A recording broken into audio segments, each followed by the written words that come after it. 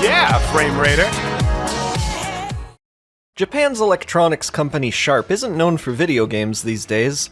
However, they played a significant role in this market during the 80s and early 90s. One endeavor of theirs was the X680000 computer from 1987, released exclusively in Japan.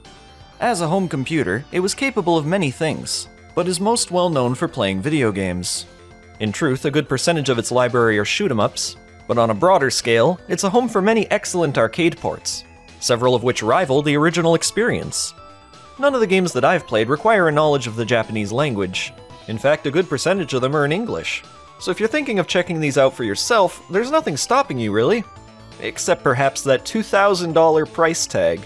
Yeah, that's what these often list for on eBay. And if not using eBay, then, well, I don't know where else you're gonna get one.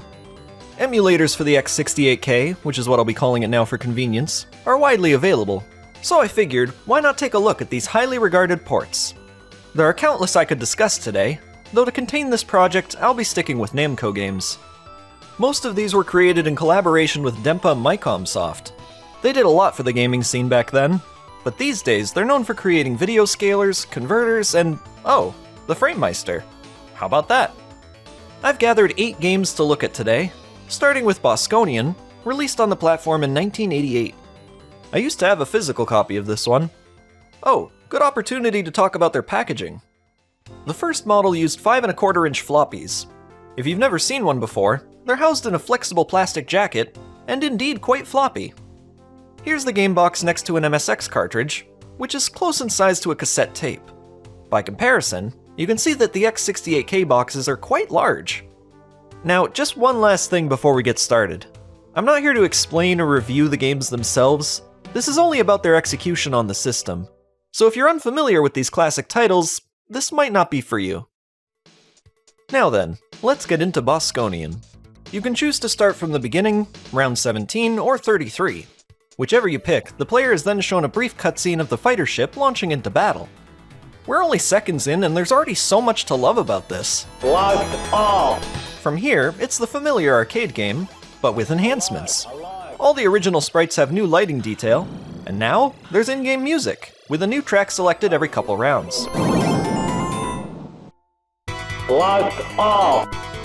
During later rounds, you're granted a special spread shot which remains until you lose a life. I'd argue that it's necessary to continue, as by this point, the game is sped up significantly. Getting a decent shot at the space stations isn't usually hard, but as their missiles become faster, it gets real tricky. The surprises don't end there. Once I reached round 19, I found myself surrounded by invincible asteroids. This was an unexpected, but gratifying challenge. Now, if you're looking for a more classic experience, don't worry, they've got you covered. You can select the original arcade mode from the menu, which removes the music and restores all the sound effects, some of which are muted in the main mode, probably so as to not drown out the music. And if you'd like to listen to that music on its own, there's an option for that as well. Many consider this the best version of the arcade classic, and having played every other port of the game, I can confirm that it absolutely is. They went above and beyond here. For an underappreciated game like Bosconian to be treated with this much respect, it's inspiring. This is Dig Dug, ported to the X68K in 1995. Now, I'm sure you remember this popular arcade game, especially when it's being represented 1-to-1 with the original. This has to be the most accurate Dig Dug port I've played that wasn't using an arcade ROM. It's part of the X68K's video game anthology line, which were more straightforward ports. There's no menu here, and while I can't deny the possibility of more options under the hood, they're not available on a surface level, so what you're getting is the default experience. Ain't much more to say than that. Galaxian 2? Since when?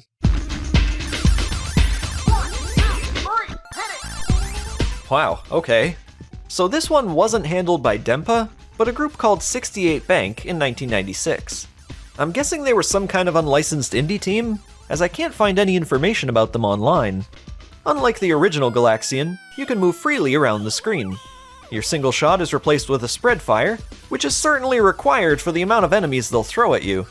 I consider this less of a proper Galaxian sequel and more of a modern arcade evolution. We've seen plenty of these in the last 2 decades, but this is the first I've seen from the 90s. Much like Dig Dug, there's no readily available options to choose from. Would have been nice here, as the game is incredibly difficult, and the bosses are ludicrous.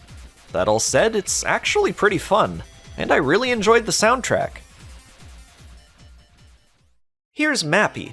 Once again, not sure who made this. Their group went by N-Key, I think I'm saying that right, and released this port in 1988.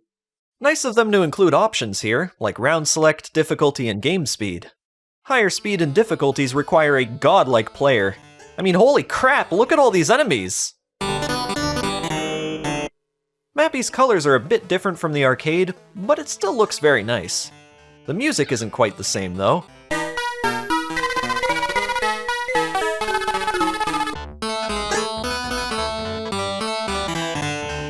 It has that famous Genesis twang sound, which is actually no coincidence, as both consoles used Yamaha FM synthesizers, with the X68K using a YM2151, and the Genesis using a YM2612. I'm no Mappy expert by any means, but from the experience I do have, this port plays remarkably similar to the arcade original. It's a pretty great alternative. Denpa's back with MotoS, released in 1989. Well, they've got the original title screen animation, that's a good sign, and you get a full set of options, including a difficulty selector. There's, again, not much to say about this one. Like Dig Dug, you'll have a hard time finding any differences. Solid port all around. Pac-Mania. This one was handled by Sharp themselves in 1989. Nice boot screen. Yum yum, I'll eat you up. Crazy man! What's happening? This port titles itself as the extended version for superior Pac-Maniacs. Well, the original lets you select between rounds 1, 2, 4, and 6, yet here it just says press start to play and you're immediately thrown into round 1. The first few rounds of this game are painfully slow, making this lack of selection a bit disappointing. But beyond this, the port isn't disappointing at all. At a glance, it's yet again another one-to-one with the original. At least, I didn't notice any other discrepancies. Pac-Mania was considered a demanding game back then, using a huge variety of colors that many platforms simply couldn't achieve. But the X68K was up to the challenge. Rally X was done by a group called IT in 1988. This one's very simple. There's just a splash screen and the game itself. Huh, this looks more like new Rally X. Sounds like it too. While on first impression this seems accurate enough, the car's handling isn't quite the same. The arcade original was easier to navigate. You could prepare for a turn early by grinding into it, then sliding gracefully in with multiple frames of animation. In the X68K version, it's immediate, thus you feel a need to be more alert. And to me at least, that ruins the comfy feel of the original. One thing I did like about this port, however, was the transition between screens. Looks pretty nice. Beyond the one mentioned issue, the rest of the game presents itself well enough. I wouldn't call it a bad port, though if I had to rank today's list, it would end up in last place. And we're back with the professionals at Denpa with Xevious, ported in 1987. This is an early title for the system, released during its launch year. Sadly, there's no options screen like many of the others, so you're only getting 3 lives here. And of course, this is based on the arcade original, not the watered-down NES port. It is tough as nails, pretty much a bullet hell at times. And look at this cheeky bastard right here, throwing a missile at the very last second. Gameplay seems to be identical, feels just as good as the arcade game really. The colors are a bit less saturated though, and the music is running faster than it should be. Xevious is fine on the X68K. It's a suitable alternative to the arcade version, though not one I'd recommend over the other. Alright, those were some Namco arcade ports on the Sharp X688000. Of all these, Bosconian is the definite gold winner here. The others, pretty good for an at-home arcade experience in the 90s, but today, due to no fault of their own, you're better off playing the originals. One thing I noticed when building this list is that there's a lot of unlicensed ports trying to pass as official. For all I know, some that I've shown off today might fit into that category, but those which I've discussed are totally playable. On the other hand, there are questionable ports like Galaxian by Gyo.